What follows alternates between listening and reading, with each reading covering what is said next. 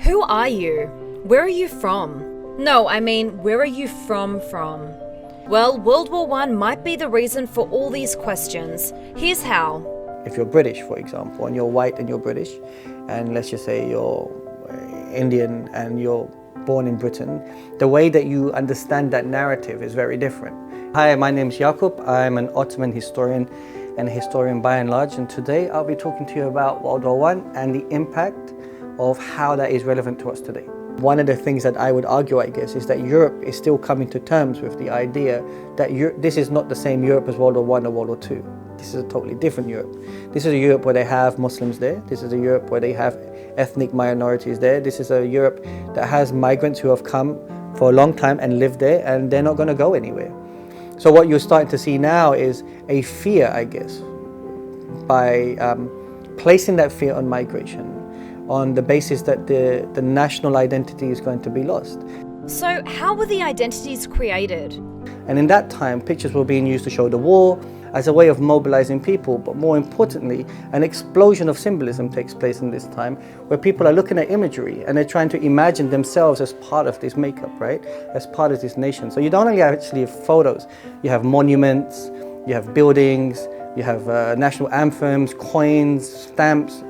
All of this is the manifestation of that period in particular. And during the war, where human beings become exceptionally emotional, these symbols become very important because symbolic tools are emotional tools that shape the way that the masses think. And it's from that moment onwards we start to see a shift from the identity of belonging to empire, and then which is far more fluid, to a more restrictive identity of belonging to the borders of a nation state. The nation states in the end of World War I were fashioned by the European powers. And that in itself has a sort of colonial legacy which people are not happy about in the region. How is the nation state linked to national identity? So we are seeing a shift from the collapse of empires to the establishment of the nation state. Well, one of the interesting things is what I talk about is this notion of the collective amnesia that's taking place here. Because you don't only have the war written from the perspective of the West, the nation state needed to make the Ottoman Empire look bad as a way of trying to legislate the nation-state identity. And this happened across the board from all the nation-states that came from the Ottoman past. Why that's important is because in the region right now we're seeing a combustion of many nation-states. The combustion of, let's just say, Syria, the problems in Yemen and Libya and so forth. We see this in the Syrian crisis. Many Syrians are asking themselves the question of what does it mean to be Syrian?